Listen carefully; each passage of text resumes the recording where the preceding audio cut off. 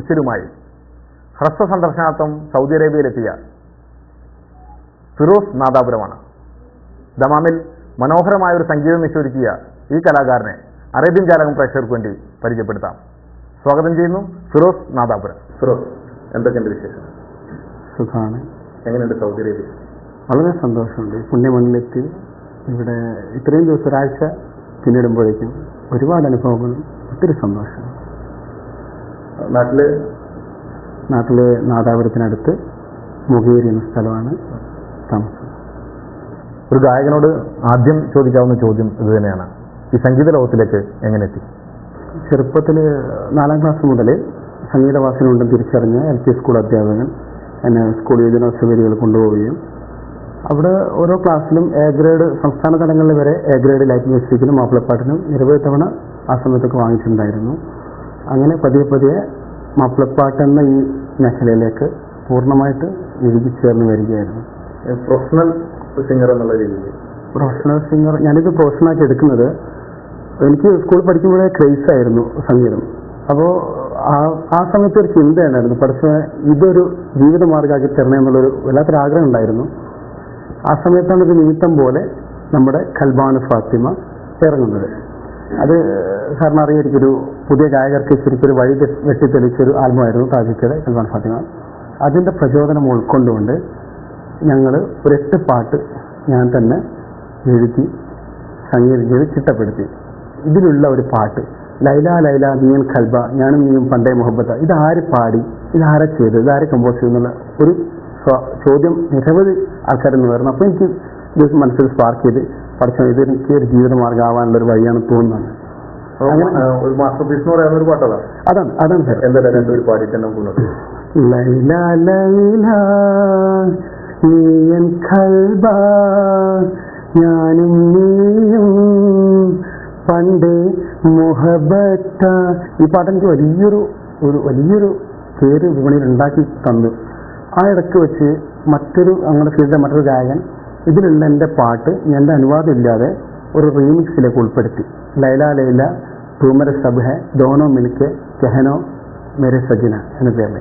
അപ്പോൾ ഈ റീമിക്സ് സ്വാഭാവികമായിട്ട് പുതിയ ട്രെൻഡായിരുന്നു മാപ്പിളപ്പാട്ടിൽ. അപ്പോൾ അത് ഒരു സ്ഫോടനം പോലെ അത് സൂപ്പർ ഹിറ്റായി. അപ്പോൾ സ്വാഭാവികമായിട്ടും അതിലുള്ള ഗായകൻ്റെ പേരിലായി എൻ്റെ പാട്ട് അറിയപ്പെടാൻ തുടങ്ങിയത്. അപ്പോൾ സാറിന് അറിയാലോ, സ്വാഭാവികമായിട്ടും എനിക്ക് വളർച്ച താഴോട്ടും അദ്ദേഹത്തിന് വളർച്ച മേലോട്ടായി. അത് പിന്നീട് കേസായി, പത്രമാധ്യമങ്ങളിൽ വലിയ വാർത്തയായി, ഒരുപാട് സംഭവമായി വന്നിരുന്നു.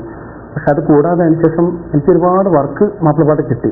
ഏതാണ്ട് 70ഓളം കാസറ്റുകൾ ഞാൻ പാടിയതും ആൽബം സ്വന്തമായിട്ട് ചെയ്ത് ഒട്ടുമിക്ക ഗായകരും എൻ്റെ ആൽബങ്ങൾ എൻ്റെ സംഗീത സംവിധാനത്തിൽ പാടിയിട്ടുണ്ട്. അതൊക്കെ ഒരു വലിയ ചരിതാർത്ഥ്യമാണ്. തീർച്ചയായിട്ടും ഒരു ഗായകൻ അല്ലെങ്കിൽ ഒരു സംഗീത സംവിധായകൻ അടുത്ത സ്റ്റെപ്പ് എപ്പോഴും നമ്മുടെ സ്വപ്നം സിനിമയാണ്. ഫിറോസിന്റെ സിനിമാ സ്വപ്നങ്ങൾ അല്ലെങ്കിൽ സിനിമയിലേക്ക് പ്രവേശിക്കാൻ കഴിഞ്ഞിട്ടുണ്ട്? ഉണ്ട് സാർ. എനിക്ക് ഒരു ബോസ് കുഞ്ഞമ്മദ് എന്ന് പറയുന്നൊരു എൻ്റെ സുഹൃത്ത് നാട്ടിലുള്ള അദ്ദേഹം എന്നോട് ഒരു ദിവസം വിളിച്ചിട്ട് പറഞ്ഞു, നിനക്ക് സിനിമയിൽ പാടാൻ താല്പര്യം ഉണ്ടെങ്കിൽ എൻ്റെ ഒരു ഫ്രണ്ട് ചെയ്യുന്നത് കോഴിക്കോടാണ്, ദേവിക ക്രിയേഷൻസിൻ്റെ പടമാണ്, ദിലീപ് എന്ന ആളുടെ പേര് എന്ന് പറഞ്ഞു. അദ്ദേഹം പോയി കാണാൻ പറഞ്ഞു. പോയി കണ്ട് അദ്ദേഹം പറഞ്ഞു മദ്രാസിലേക്ക് ചെല്ലാൻ പറഞ്ഞു. ചെന്നിട്ട് ട്രാക്ക് പാടി നോക്കാൻ പറഞ്ഞ് ദേവ സാറാണ് സാർ മ്യൂസിക്. ദേവ എന്ന് പറഞ്ഞാൽ സാറിന് അറിയാലോ, എത്രയോ ഉയരങ്ങളിലുള്ള സംഗീത സംവിധാനമാണ് മദ്രാസിലെ. അപ്പോൾ സാറിൻ്റെ മുമ്പിൽ ട്രാക്ക് പാടാന്ന് വെച്ചാൽ അതെന്നെ ഒരു വലിയ ഭാഗ്യമാണ് സാർ. അപ്പോൾ അങ്ങനെ മദ്രാസിൽ പോയി ആദ്യം ദാസേട്ടന് വേണ്ടി ഒരു ട്രാക്ക് പാടി. സാർ 2 വരികയാണ്. പകൽമഴയിൽ മാഞ്ഞും പനിമതിയിൽ തേഞ്ഞും യാത്രകളിൽ തിരിതെളിയാസൂരാങ്കുരം. ഒരു പാട്ട് സാറിന് മുമ്പിൽ ഞാൻ സാഷ്ടാംഗം നമസ്കരിച്ചാണ് സ്റ്റുഡിയോ കയറിയത്. പാടി സാറിന് ഒരുപാട് ഇഷ്ടപ്പെട്ടു. സാർ പറഞ്ഞു, മോന് ഇവിടെ നിൽക്കുകയാണെങ്കിൽ, മദ്രാസിൽ നിൽക്കുകയാണെങ്കിൽ മോനെ ഇടയ്ക്കിടയ്ക്ക് ഞാൻ അവസരം തരാം. എന്നാലും സാറിൻ്റെ റെക്കമെൻഡേഷനിൽ വിജയ് യേശുദാസിൻ്റെ കൂടെ ഒരു ഡ്യുവറ്റ് പാട്ട്, മെയിൻ ഡ്യുവറ്റ് പാടാനൊരു അവസരം കിട്ടി സാർ. മീര ബെറ്റ്സ് കണ്ണൻ. ഇറങ്ങിയിട്ടില്ല? ഇല്ല സാർ, ഷൂട്ടിംഗ് നടന്നുകൊണ്ടിരിക്കുന്നു സാർ. ഫിറോസിന് പുതുതായിട്ട് വരാൻ പോകുന്ന പ്രോജക്റ്റ് ഏതൊക്കെയാണ്? ഇപ്പോൾ ഒരു 60 പാട്ട് MP3 ആയിട്ട് ഞാനിപ്പോൾ റിലീസ് ചെയ്യാൻ വേണ്ടി തയ്യാറാക്കി വെച്ചിട്ടാണ് പോകുന്നത്. അതിൽ പുതിയ ഗായകരായ സലീം കോടത്തൂർ, പിന്നെ കണ്ണൂർ ഷെരീഫ്, രഹന, സിന്ധു പ്രേംകുമാർ, വിധു പ്രതാപ്, മഞ്ചേരി എല്ലാവരും പാടിയിട്ടുണ്ട്, തയ്യാറാക്കി വെച്ചിട്ടുണ്ട് പോകുന്നത്. അതുകൂടാതെ സാറ് ലക്ഷദ്വീപിൽ ഞങ്ങൾ ഒരുപാട് പ്രോഗ്രാം ചെയ്തിട്ടുണ്ട്. എനിക്ക് വലിയ ആരാധകരുള്ള ഏരിയയാണ് ലക്ഷദ്വീപ്, കവരത്തി, ആന്ത്രോത്ത്, ദ്വീപ് മുഴുവൻ. ദിവസവും അവരോട് ഞാൻ പ്രത്യേകിച്ച് ഈ അവസരത്തിൽ ഒരുപാട് നന്ദി പറയുകയാണ്. എന്നെ ഒരുപാട് എൻ്റെ വളർച്ചയ്ക്ക് സഹായിച്ചിട്ടുള്ളതാണ് അവർ. അവരുടെ അവിടുത്തെ ഒരു പ്രശസ്തമായ ഒരു പള്ളിയുണ്ട്, ഹുജറ പള്ളി. ആ പള്ളിയുടെ ഐതിഹ്യത്തെ മുഴുവൻ ഞാനൊരു നോൺ സ്റ്റോപ്പ് റിമിക്സ് ആക്കിയിട്ട് ഞങ്ങൾ എഴുതി തയ്യാറാക്കിയിട്ട് റെക്കോർഡിംഗ് ഓപ്ഷനിൽ വെച്ചിട്ടാണ് വന്നിട്ടുള്ളത്. അടുത്ത ഇറങ്ങാൻ പോകുന്ന പ്രൊജക്ട് അതൊക്കെയാണ് സാർ. സംഗീത ജീവിതത്തിൽ തീർച്ചയായിട്ടും ഓർമ്മിക്കാവുന്ന നല്ല അനുഭവങ്ങളും ചീത്ത അനുഭവങ്ങളും ഒരാൾക്കും പറ്റില്ല. നല്ല അനുഭവം എന്ന് വെച്ചാൽ ഈ വേദികളിൽ നിന്ന് കിട്ടുന്ന അംഗീകാരങ്ങളും ഇതൊക്കെയാണ് സാർ ഏറ്റവും വലിയൊരു ഗായകൻ്റെ നല്ല അനുഭവം. സാറിന് അറിയാമോ? മോശം അനുഭവം എന്ന് വെച്ചാൽ എൻ്റെ ഒത്തിരി പ്രോഗ്രാമുകൾ ഞാൻ ആരെന്നറിയില്ല, ഞാൻ അറിയാതെ ബ്ലോക്ക് ചെയ്യപ്പെടാറുണ്ട്. ഞാൻ ഈ കഴിഞ്ഞ പെരുന്നാളിന് ഞാൻ ദുബായിലേക്ക്, ഖത്തറിലേക്ക് ഒരു ഷോയ്ക്ക് വേണ്ടി പാസ്പോർട്ടിന് കോപ്പിയൊക്കെ അയച്ച് നാട്ടിലൊരു ഷോ മുഴുവൻ ക്യാൻസൽ ചെയ്ത് ഞാനെൻ്റെ മക്കളോടൊക്കെ പറഞ്ഞ് തയ്യാറായിരുന്നു, ഞാൻ പോയിട്ട് വരാം, മക്കൾക്ക് എന്താ കൊണ്ടുവരുന്നതൊക്കെ അത്ര പോലും ചോദിച്ചിട്ട് തയ്യാറായിരുന്നു സാർ.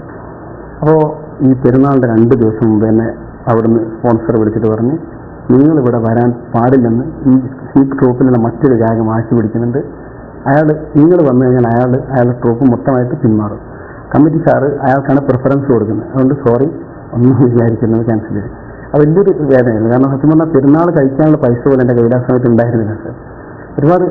വല്ലാതെ വേദനിച്ചു. പക്ഷെ അതിനൊക്കെ പകരമായിട്ടാണ് റബ്ബ് ഈ പുണ്യ മണ്ണിൽ എല്ലാവരും ഇവിടെ എത്തിയിട്ടാണ് എനിക്ക് തോന്നുന്നത് സാർ. മാപ്പിളപ്പാട്ടുകാർ എല്ലാവരും ഇവിടെ എത്തിയിട്ടുണ്ടാവില്ല.